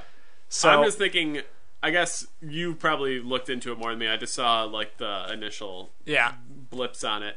As I'm just thinking, like, Lego kits can get expensive. Huge. I'm sure they probably might do that, but what's required to get it in the game is like probably a small little pack. Yeah, I can't imagine they're going to do anything more than, you know, $15, because they have to stay competitive with Skylanders and Amiibos that are, you know, $10, $12. So they can't have something like, oh, you want Marty McFly? That's a $40 kit for Marty McFly. Like, they can't do anything stupid. I don't know if they're going to expand it out and use, now that they have licensing to those games, or licensing those properties, that they're going to make other kits for it. Like, are you going to have, now you can build, like, the clock tower from Back to the Future or something like that. Yeah. I think in an effort to cover the greatest amount of space, they are just going to do, like, one of each little thing, and they're going to be small. Yeah. And then if those are popular, maybe they'll expand them. I almost wonder if it's going to be like the Disney Toy Box thing, where it's like the game itself is just like, use your imagination to build your own levels, as opposed to like, we've built you a Jurassic Park level. Yeah. Because you bought the Jurassic Park kit, now you have to get through it. Or is it just going to be like, now you can put dinosaurs and they can play soccer? Right. No, from what I saw, it looked like there was, like I said, a main story to the game, a full story that you can play on its own. Or if you wanted to get the Wizard of Oz pack, then you get to go to Oz, and there's, you know, the Elephant Bro, there's the thing, and there's all the characters from that. So I think it's like, they're basically mini DLCs for everything. Okay. Like, they're all just their own self-contained levels, and then you get those characters to carry over to play wherever you want. Can you do me a favor and never mention this to Caitlin? Yeah, I have a feeling she's going to find out anyways. But, like, this is like, if you were a kid, this would be, like, the greatest thing ever. This would be amazing. Yeah. Because, again, like you said, like, it is a win-win if you're a kid, because then it's just like, I get to build Legos, which, as a kid, is fun, and you get to then watch it transport to real life. Like, that's the closest you can get to, you know, real playing with your toys. With your toys. Like, as opposed to when you buy, you know, a Skylander or a toy box, or where all of a sudden it's just a character on a base and you just put it on a base. It's like, you a stationary figure. You can technically play with that toy. I, as a kid, played with plenty of stationary toys, but it's like, it's not quite the same as if it's an actual, like, Lego kit that then, if I don't want to play the game, I can still have Marty McFly run around his little Lego kit. Yeah. I mean, I wonder how it's going to work, too. Are they going to do the whole idea of, like, okay, you put your minifigure in the base, and then it puts that into the game? Like, you have, like, a USB thing plugged into your console? Or is it going to just be a download code? Because the other games is, like, there's that physical plugging in of the thing. Because in theory, that way you can be like, okay, I'm going to take my characters over to my friend's house, and we can use, you know, we can have Marty McFly and, like, the Wicked Witch of the West playing his game, and then I'll bring it back home. I think they'd have to do the USB, though, because I feel like the download code is too susceptible to just get out there in the ether. Yeah. And then somebody's just like, I don't need to pay $10 for any of these, because I found a website that just sells the codes. Yeah. You know, codes. But, yeah, we'll see. Anyways, that was a long tangent on that Lego thing. Well, that was Lego news. Okay, so Lego news. Nice. So I have two more games to talk about. Yep. They're both Telltale games. Tales from the Borderland or Game of Thrones. So you get to choose. Oh, it's a choose your own adventure right Yeah, now? well, because it's Telltale game, so you get to choose. Let's you get to go Game of Thrones and then end on from the Borderlands. Okay. So because I'm more interested in Tales from the Borderlands than Game of Thrones. All right. Okay. So it opens on a dark, cloudy night. So Game of Thrones episode 2, I think it was called Lost Lords is the name of the episode. So like the first episode, it starts off with action. Like there's, throws you right into the action. There's a lot of QTE, a lot of quick time events. Like action's high. And then the whole rest of it is just talking, basically.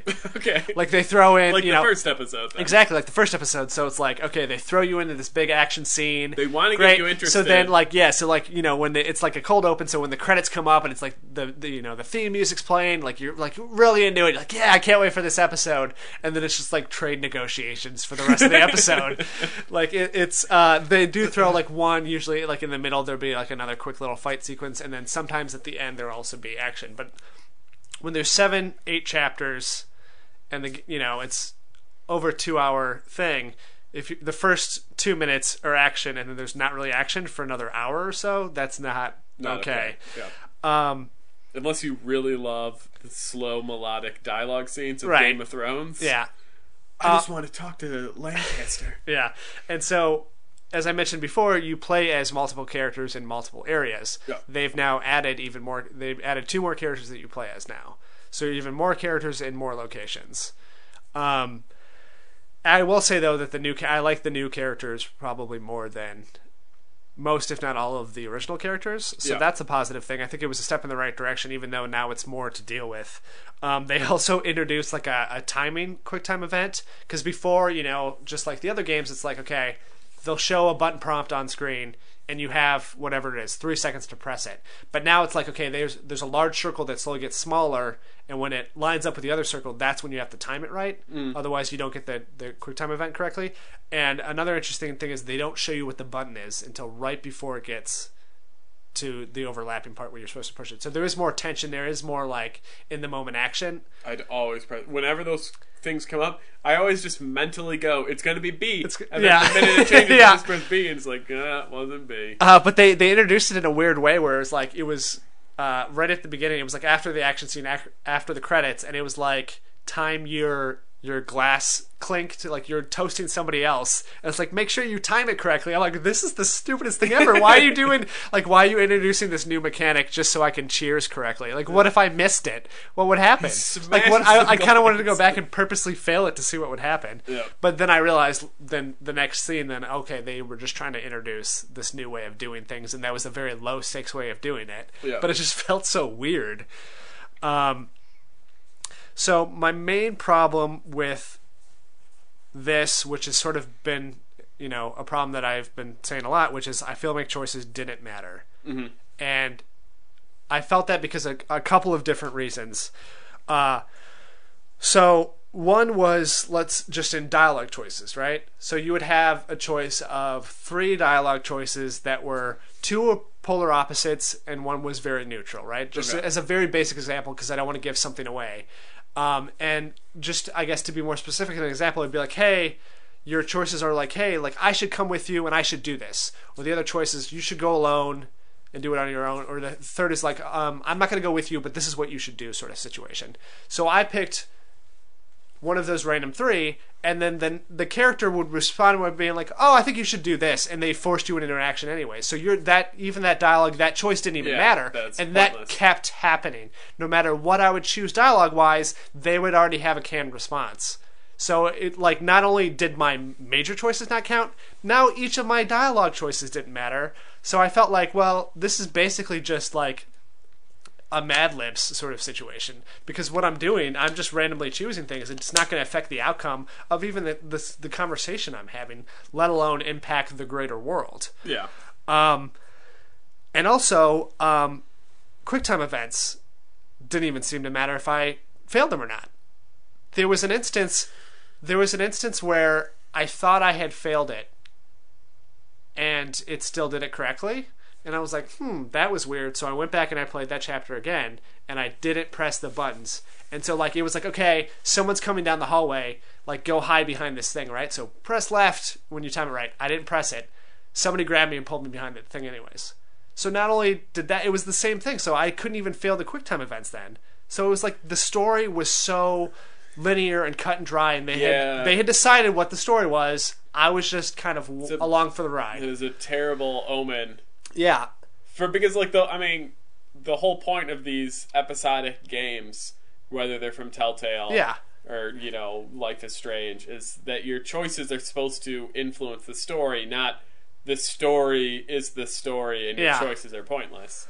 And that was a huge thing. Like once those were two new steps of feeling like my choices didn't matter. It was usually like I felt like my big choices didn't matter because they'd find a way to sort of pigeonhole you into this one story. They'd loop the other decision back around and either kill that character off the next episode or something else would happen. So it's going to happen the same no matter what. So that was super frustrating. When those two things happened, I was just like, I can't see myself like caring emotionally about this game anymore when literally my dialogue choices don't matter. So I'm just going to be silent. I'm just going to hit silent. I'm just going to be like silent. I'm just going to tap Y the entire game and probably get through this entire thing. He's really smart. He's just not very talkative. Right. And so another... But I think he said, so let's go down this corridor. That happened once too. So after this thing, the game sort of broke for me, there was another chance. This happened actually in the next episode, but it was like, hey, side with this guy, side with that guy, or whatever, and I stayed silent, and the game made the decision for me, like what was the right choice. That's awful. Yeah. And so, but with episode 2, another problem that I had was everything was too black and white. Like everything was like, hey, this is a bad guy, this is a good guy, this is the right decision, this is the wrong decision. There was no gray area. Yeah. Like there was no like, oh, is this a hard decision? Like, oh, like who should I side with? Or should I turn this guy in for stealing? It was like bam, stabbing kittens in the throat. Yeah. And there's one guy who's like kissing babies. And it's like, which guy would you rather have tea with? And it's like cuts over to the guy stabbing kittens. Right, and he's exactly. Smiling. And so like when you get to the end and it shows you the stat screen of what percentage of the people picked the same thing of you, everything was 96 to 99% the same as me. All 5 main choices. So that it wasn't a choice. Well, that's the thing, and that just shows you that whoever's working on this game, and of course it's just episode 2. Maybe when you get to episode 3, like you said, when you talk about it, it'll be better. Yeah. But that tells me that those people were terrible writers. Yeah. Because you didn't put any... Like, there's always going to be a change of people who just play it to see the other side. Yeah. So you have to account for that's like 5% of it. But that means you take that, 96, 95%, and that 5%, those are people who were just like, I'm going to be the opposite to be the opposite. Yeah. Not people who have just like, were like, oh, fuck, I don't know what to do here. Yeah. So there was only one that was not that high. It was one that was under 50%, and it was whether or not you convinced somebody to marry you. And it was because there was like 5 or 6 steps that you had to do. The glasses. Well, right, exactly. Who would marry you? Yeah, but it was these random weird like semi-unlogical steps that you had to take to get that, and that was the only one that wasn't a slam dunk. Yeah. And that another thing that frustrated people because that should have been a thing that you could have logically or conversationally got yourself to, but you couldn't because it depended on other random choices that you made in the past. So that was broken in a different way. But the thing is, I just felt like they, obviously they were trying to steer you down a path. They wanted to tell one story, but they used too many tricks to make it so obvious. Like I said, the dialogue didn't matter, the QuickTime events didn't matter, and your choices, they tried to force you to choose one story by making the decisions so cut and dry. Yeah. But you can't do all those at once. Like, I don't think they should have done any of them, but you really can't do them all at once. If you wanted to, like I said, sort of steer them in one direction, maybe use 1 or 2 tricks, but don't do them all. Like, all of it's just lazy, I think. Yeah, I mean, I feel at this point, again, I haven't played it, so this is completely coming. To me, it feels like they have realized that maybe Game of Thrones wasn't a great Telltale game to do. Yeah. And now they're just like, we gotta fucking power through it. Yeah. And this has 6 episodes instead of 5, too. Well, yeah, because it's just like, it's Game of Thrones. Like, they knew they were going to make money. Because the TV show's the biggest thing in the world. Yeah. All the books are the biggest thing in the world. So they're like, we're going to make this. Everyone's going to play it. But then they got, whoever's overseeing, whoever, like, from George Martin's camp is overseeing this, probably like, oh, well, you got to have this and this and this. And they're probably just like, you know what, this there's not enough like gray area to really lead in here, so we probably made a mistake making this one of our flagship games. Well, I mean, one of the problems is that it's too slim. Like everything in the game is too similar to people, to situations, to choices that were made in the Game of Thrones TV show, which is what it's based on. So, from one side, I see like they're trying to make, oh, this is like you living the TV episode. show, Yeah. but the problem is these are new characters that are there, plus there's the people from the show. So to have a character that's exactly like the character in the show, that's taking the same steps that they already took, and that other character is also there, it's just like I've seen this before. So it's like, and plus, like I said, they're forcing you down decisions anyway. It's not like you get to make different choices. Like, oh, I want to spit in the queen's face because I always wanted this character to do that. You don't have those choices. Yeah, and so it's if you do it, all of a sudden your guy's mouth dries up and then he walks away. And so it's like. Yeah. Like I feel like I just don't know who the audience is, because, like I said, if you haven't watched the TV show, I don't think you're going to be interested in this, and the steps they're taking are not going to be interesting. But at the same time, if you have watched the TV show, you've seen this all before, and all these characters just and everything's the same thing anyways. So I just don't know. I don't know.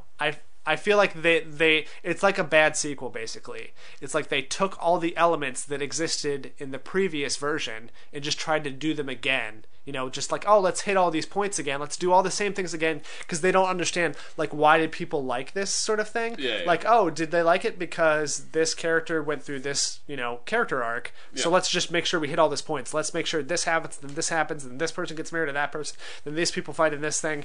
And I just think it's bad storytelling. I think it's bad, lazy storytelling.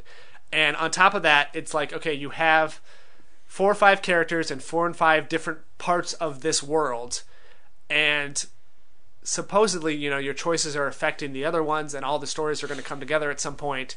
Yeah, the last 2 seconds of. But obviously, they haven't created infinite different choices and possibilities, so that's why they're like, okay, we can't have a million branching storylines, and we can't even have one branching storyline, because if you branch that times 5 times 6 episodes, like, that's still too much for them to do. Yeah. So there is just one story that you're along for the ride for. Yeah.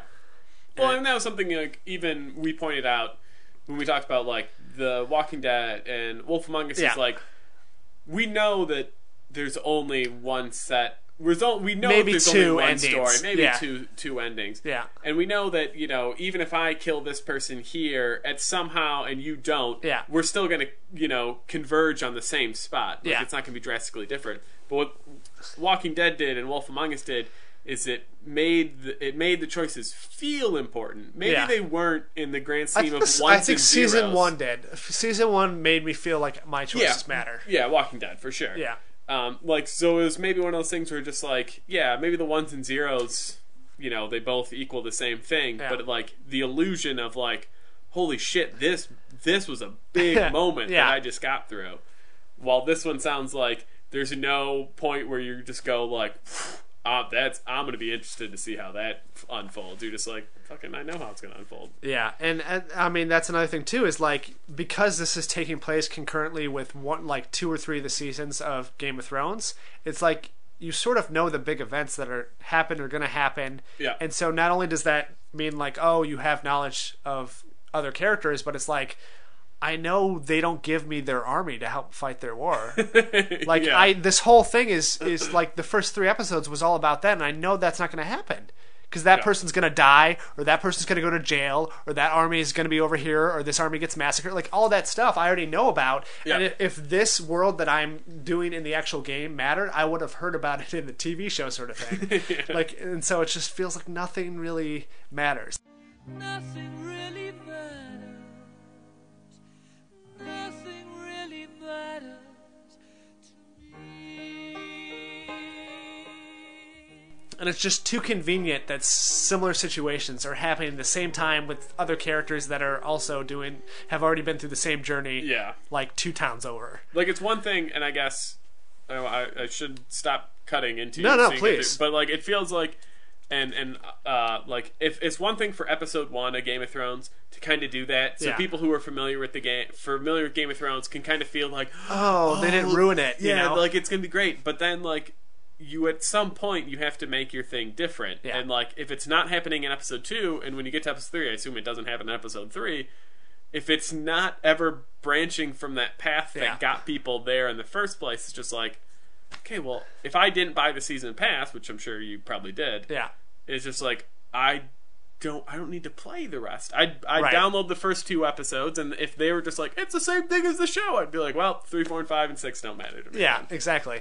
And see, what's strange to me is, I mean, I understand the idea of like, okay, there's hardcore fans for this, and they wanted to stay true to the show or whatever. Yep. But I mean, if you look at The Walking Dead, it's the similar situation where people are huge fans of that show, but The Walking Dead Telltale version is completely different than the show. Yeah. And I feel like that's what they should have done. You got to take the spirit, the essence, the sort of, I know it's hard to pinpoint what's the magic of a show, but translate that into another medium. Don't just try to tell the same story again. Well, that's the thing is Game of Thrones has so much lore and so much depth. Yeah. They could have done that. Like, Walking Dead had a character from the show. He was only in, 2 episodes. Yeah. He disappeared, and you know what happens to him next, and it's kind of a little fun thing for you if you watch the show. Like, Yeah. he goes and finds Earl, or whatever the hell Yeah, his yeah. character's name was. You can have that with Game of Thrones, where you can just be like, oh, here's Peter Dinklage. I know that eventually this is Yeah. going to be his arc, but he's only in this episode, and this wasn't on Right. TV. Yeah, exactly. It would be interesting to see how that character changes because of off-screen stuff. Be like, oh, he was very nice when I first came to him, but then in episode 6, he's going to be really mean to me, and I don't know why. And it's because all this things happened to him On the in TV show. In the TV show. And then, if Right. you watch both, you can kind of get that little wink and nod where you're just Right. like, I know what happened. And if you don't, you're just like, well, this game's stupid fucking broken. Yeah. But at the same time, like, you can't just be like, these are the characters that are in the show, these are the characters in the episode. Yeah. Everything's happening at the same time. And but like I said, like with Walking Dead, it's like, okay, it took things that were important with the show, like it's all about interacting with the people. It's not really about the zombies. It's about survival. Yeah. It's about choices, and without making it just parallel in every way to the TV show. Yeah. And for Game of Thrones, like it's so similar. They should have just made it those original characters. Make you play through what you saw in the TV show, and maybe have like an alternate universe where you can make a couple choices here and there that are different, but you're just playing as those characters. Like that would have made more sense to me. That probably would have been more fun than this weird sort of like funhouse mirror version of the show. Anyways, so that was episode 2. I was figuratively looking at my watch a lot during that episode. That was a lot more negative than I thought it was going to be when I started talking about it, but I'm not surprised that I said those things. No, like I said everything I wanted to, but I just didn't. While I was playing through, I didn't feel as aggressively as I did about it when I was trying to explain it to you. Yeah. Well, because now you get to think about it. Your feelings have settled down. Yeah. Did you play? Are you? If we're talking episodic games, I think we are. And you said rewind a second ago. I thought that was going to be your transition. You're like, let me do rewind here. Yeah. I completed Life is Strange Chapter 2. There's only 5 chapters total. Yeah, which is standard in the episodic world. And this could just be early hangover. Uh-huh. But it was great. I texted you last night, and I was like, it's really, really good. Don't look up anything about it. Yeah. Do you know what happened? I know absolutely nothing. Don't. Okay. Even if you don't get it, I'll just make you play the first 2 chapters. I played the demo, which wasn't that much. The demo ends right when you press the fire alarm in the bathroom. Yeah. Well, that's fine. Like, here, I'll just do my whole spiel. Chapter 1, I was a little iffy on the series. I felt like, this is a lot of teenage drama. Yeah. We're going to see how this plans out, because a lot of choices you make... It's very Japanesey. I know you don't have a problem with that. Yeah. But... It is. The whole, like, them trying swear. to come up with slang and, like, the cool teacher and, like, just some of the stuff just didn't Everyone's felt saying right. hello. Like, there are definitely still problems with the game. Like, it's not a perfect thing. The lip sync is just horrible, but that's Yeah. probably because it was made in a different language. Yeah.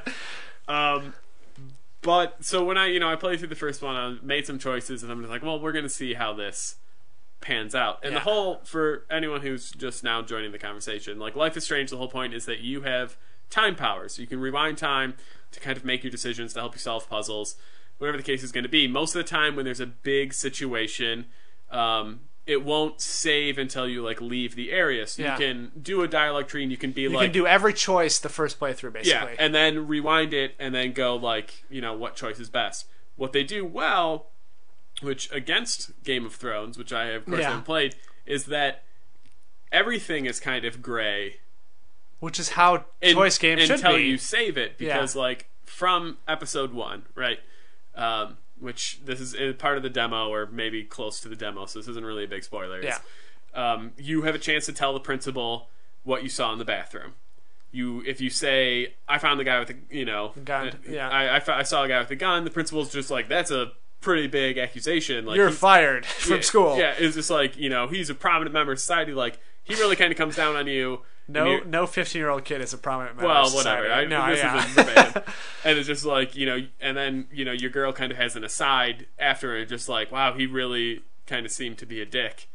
I don't know if that's the right choice. Yeah. And then if you rewind and you do the other choice, it's just like, what were you, smoking weed in there? I hate you, stupid kids, or whatever. It's just like, and then the second choice is like, wow, now he thinks I was doing something bad. Is that the right choice? So it's like, sure, you think like reporting a guy is the right choice, and obviously getting accused of smoking weed is maybe the wrong choice, but just like, it's still kind of either one. There's not a positive. No, but in that situation, I felt like even playing the demo, like there was a right answer. Yeah. But I'm fine with that because you get to go through all the different options, the different steps, and you get to understand why that is the right option, and you have the choice to keep making choices over and over again. If you just made one choice that seemed logically like the right thing to do, and it was the wrong one because the game decided, and you had to move on, that's when it's frustrating. Yeah. But because you can be like, oh, it seemed like saying that I was sick to go to the bathroom was a good idea, but instead now I have to stay after class, so I'm not going to do that. I'm going to go back and just answer the question correctly. But so getting into chapter 2, well, again, is like, I don't know how these things are going to pay off. Yeah. They start to pay off, and probably not in significant ways. This is hard to explain. I don't want to spoil anything. I will spoil this minor part. If you make the choice to report this kid's a real asshole, right? So in chapter 2, you start off and you're like, you start off, it's a new day, you wake up, you have to do some morning routines while music plays. It's their way to kind of reacquaint you with the game. Yeah.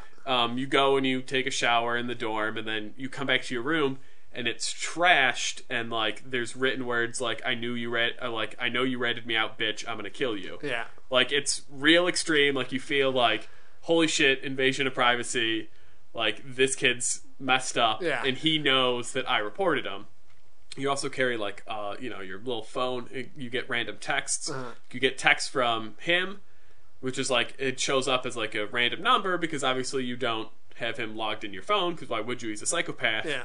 And he's just like, just so you know, I know where you sleep at night. Like, he's, like, really intense, like, crazy serial killer. Yeah. And you're like, wow, I almost feel like that choice now was bad. I probably shouldn't have reported him. You also get a text from, like, his dad is just, who's just like, I'm gonna sue you for slander. Like, you can't tell my kid's like has a gun at school. All stuff like.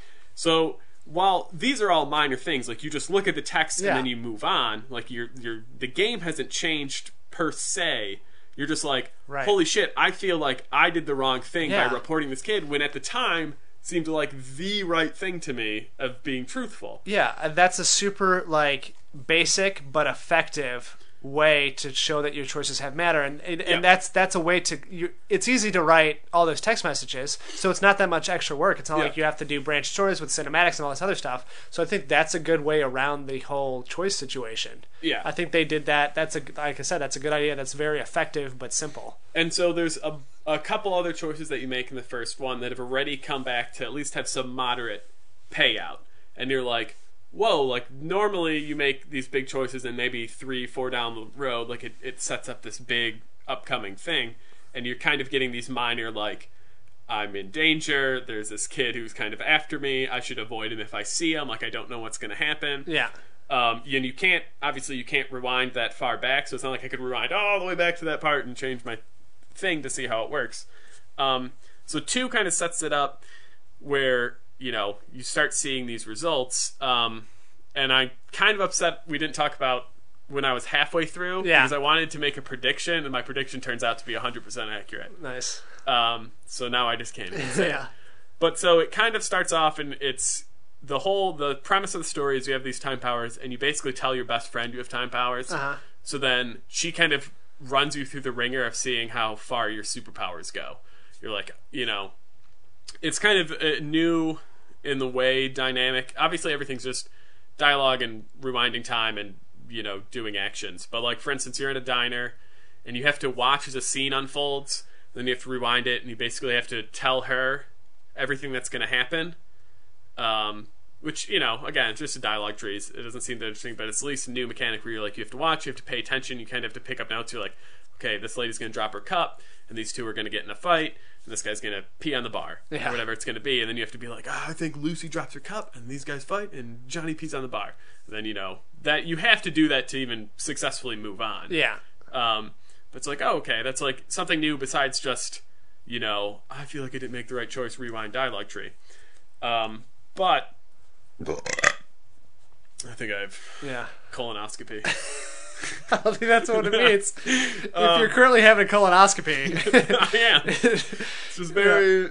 It's nice. Yeah. But, so the beginning and middle is decent of this chapter. You're like, wow, it's really great. The ending made me really sit back and go, I wish the series ended at this point, because this is a great ending.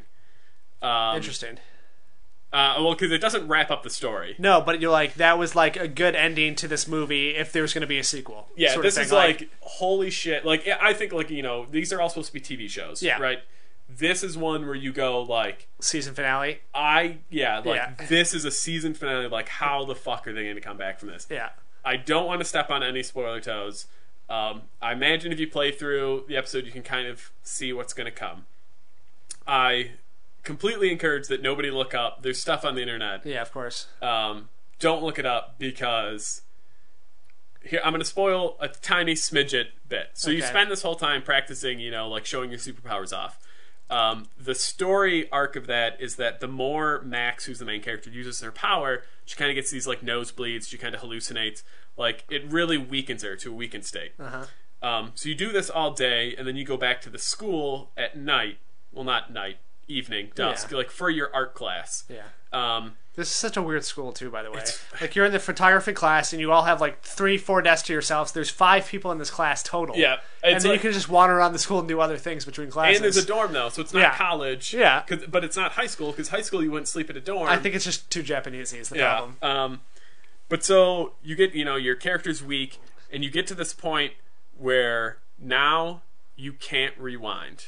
You have this decision, this, you know, very important decision, and she basically, in her words, tells you, like, she's trying to use her rewind power, and it's like not working, and she's just like, this is the choice, like, whatever I do now, like, it's forever. This is it, forever. Yeah. And right after you make the choice, it saves. Like, there's no like quick hit restart or something like that. Like, it just happens. And it's, I mean, it's really, the thing is, like, it's nothing new. You play Walking Dead, you play Wolf Among Us, like, you don't have a rewind power. So every choice is essentially the one you have to live with. Right. But the fact that they've built you up on this, so you could do anything? You could do anything and anything. All of a sudden, this becomes, like, you sit up, you're like, okay, I really got to, like, think through what the fuck idea is about of, like, to happen. anything permanent is scary now. Yeah, because you had that power to rewind, and you're just like, oh, I didn't like that, I like this. Now you're just like, okay, like, sit down. Caitlin was watching it with me. Did you, like, pause it and you're like, I gotta... Here's Let's the thing. do a pro and con list. We did, kind of. Yeah. We looked at, I mean, it's part of the thing. I'd look to her and I'd be like, I'm thinking of saying this. Yeah. And she's just like, yeah, go with that one. And say this, you know, next section happens. And then I'm just like, I'm thinking of this one. And she's like, I don't know what that is. Like, one of them, for sure, and I can spoil this, is there's, like, a Bible quote. But I don't know my Bible. So when they're just like, do you want to say Matthew 12:28? Do you want to say Proverbs 21:15? Yeah. Or do you want to say, you know, Johnson 44:45? Everyone's favorite. Yeah. So I was just like, I don't know what any of these fucking is. So I'm just going blind. So Caitlin would Google and she'd be like, what's Matthew? And it says like, oh, you know, to all who preach, I show love, or something, you know, whatever the fuck Bibles actually say. I'm allergic to them. I can't understand them. So like that we had to look up, but at the same time just like, ooh, I don't know which one I want to do here. Anyway, long story short, I made a choice. Well, we made a choice. Yeah. and what happened, and I know it's hard to articulate things without spoiling stuff. And I really want to spoil it, yeah, but I won't. And so it happens, and then that's the end of it. Like, this is your big last main event, and then you just kind of obviously you have to sit with it because obviously the next chapter's days away. Yeah. Then they have this really nice ending scene. Like, it wraps up a lot of characters, like what they're feeling, and all that shit, and you're just like, oh, okay, like that guy's shady, like, and now it kind of shows him being a little shady or something like that. But it does this really nice ending, and then it's like wait for chapter 3. Here's your preview. And I sat there for a while, and I don't normally, but I sat there in contemplation the whole time the credits rolled. Normally you can just skip credits, yeah. And I back out to dashboard. I sat there and I'm just like, I don't know how I feel right now. Like, I feel like I failed, but the ending was set up so it's just like, I feel like this is what was supposed to happen. Yeah. I haven't... But that's how the game should make you feel. Yeah. Not like this was the only choice, but I feel like, yeah, I made the right choice. Yeah, like, it was just like, I feel terrible, but I think this is what was supposed to happen. Yeah. Caitlin, on the other side, is just like, I don't like the choice we made. Yeah. Can we set up a new save and just play that last chapter and let me choose the decisions? And then from that point on, we'll kind of have a branching path. And then so episode 3 through 5, we'll kind of play 2 separate like we did Wolf Among Us. Yeah. She did hers, and when I was thinking, I'm just like, again, I was thinking like the frames at the end, I'm just like, oh, okay, well, like, this is always going to wrap up into one part. Yeah. So it's like, it's the illusion of choice. Exactly. You feel super, like, oh man, maybe I didn't make the right choice. Well, but if you make the yeah. other one, you feel like it's still going to come together. This one, I know how in the future they're going to write it out. Yeah. But she did something completely different and came to a completely different conclusion to like end the chapter. Like, she had a different ending than you for the chapter? So here's where things so like her last decision paid off differently. Uh-huh. Like, right away, they're both two things. Then you go through the ending sequence, but then like the ending movie is the same minus one section. Uh-huh. So there's one section where if you do one thing, they show you this screen, or if you do the other choice, then it shows you this screen. But then the other screens before it and after it are the same. Uh-huh. What I mean by I feel like the ending wants you to do a certain way is, and this is probably some sort of spoiler, is that the choice I made, I feel like is how they wanted you to feel / experience. Because you sit there and you're just like, I made a bad choice, I totally failed, like I screwed something up, and you're supposed to feel like shit, and you're supposed to, like, at the end, like the very last scene, which isn't a spoiler, is like you texting your best friend just saying like, we're gonna find out what the fuck is going on, and that's supposed to like kind of pump you up. Yeah, and just your be call like, to action for the next episode. Your call to action, exactly. And so, but the whole time you watch it through my ending, and you're just like, like I had to sit, I had to like it waited on me. Waited, that's not the word. It weighed on me. It farted on you. It farted on me, and I was just like, oh man, yeah, call to action. I'm ready. Let's do this. I gotta wait till the next episode. When Caitlin finished, same ending, same like, we gotta figure out what the fuck's going on with your best friend. And I was just like, it doesn't resonate the same. Maybe it's because I immediately saw it back to back. Yeah, and like you already knew what was going to happen. And I already knew what was going to happen. Impact. But at the same time, I'm just like, I feel like mine was the way it was supposed to go. How did she feel about that?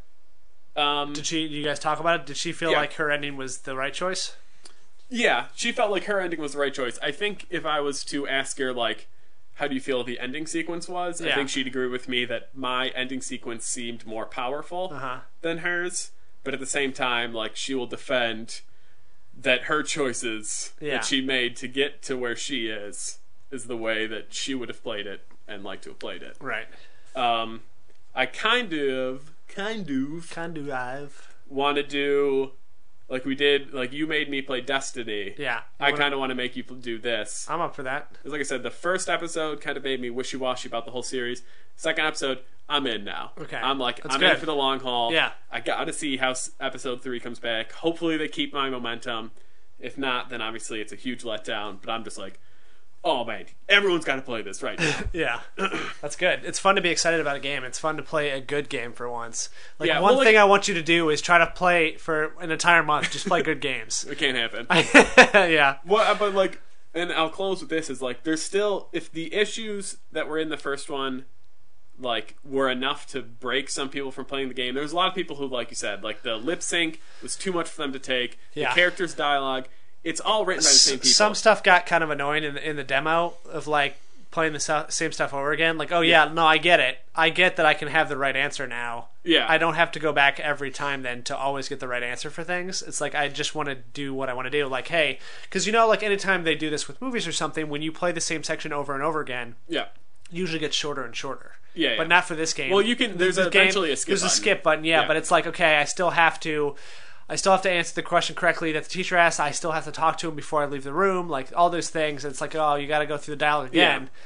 I will say, for some of that stuff, like, what you can do is, well, what you can do, but what Yeah. I did is just I didn't replay second sections. I was just like, no, that's a choice. I'm happy with that. I'm living with it. Yeah. Even if the other one, if I would have picked it, I would have gotten rainbows and puppy dogs. Yeah. I don't know. It's just like, no, that's what my character would have done. I would have answered the phone in that situation as opposed to, Yeah. like, hit end call. I wouldn't have been a dick. I would have answered Right. it. So I'm not even going to go back and play what the other option is of hitting end call. Yeah.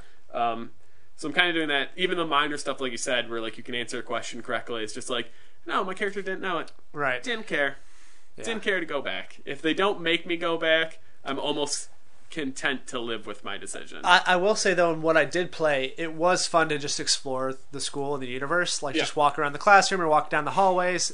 Most of it didn't really matter, Yeah, but it's yeah. like, oh, you get to see, you can see every character's name. They'll say something about them. You can look at posters on the wall. The posters, I will say, get a little over the top. Where it's like, if you're like me, you click on everything that's new. That's what I was doing. It took me like 4 hours to get through that first hallway. So, like, especially in the first hallway, there's all those missing persons posters, Yeah. and they all say the same thing, but you're Just like, still look maybe like- this one yeah, doesn't. maybe this has, And like, so a you number click written on it or yeah, something. you Like, click on yeah. every single one, and you're just like, she keeps eventually saying, like, they must really like her. Yeah. She was missing a long time. You're just like, don't Obviously- put in 900 posters. Right. Obviously, You we know I'm it gonna has to click do on with the them. story too. Like, Yeah. obviously, that's going to come into play. Yeah. Also, like, she's 19. Is she supposed to be part of that high school? I think she was supposed to be in Like, high she already school. graduated, but like, why is she 19 then? Is this a college? Like, I don't know what this thing I is. think this is supposed to be. Supposed to is the Yeah. key word. This is supposed to kind of be like your prep college? I don't know. I've never went to one. Where it's Okay. Like an maybe- in between sort of situation. Yeah, where it's just like you're out of high school, but you're not quite in like college. Yeah. Which would make more sense with the small classes in photography and all this other stuff. Yeah, but that's Also, it's weird because in the first scene there, where you can answer the questions correctly, but it's only because you had already played it and the other girl had answered it. The teacher just loves you that you knew the right answer. It's like, oh, he read ahead and you did all this stuff, but it's like, Yeah. well, when she said that, you didn't give a shit. yeah. Well, And I feel like he's gonna bless me because he's kind of a creepy he's teacher. super creepy, and he's the like, cool one. but he also is like, whoever wins the photo contest gets to take a trip with me to San Francisco. And like, it'll really open up your possibilities to open be up in. something. Yeah, exactly. And he keeps pressing like your character is going to win the contest even before you turn in anything. So Yeah. it's like obviously he has ulterior motives. Yeah, that hasn't come through. He hasn't tried to touch me yet. He hasn't. Yeah. But You just keep replaying that section over and over I again. keep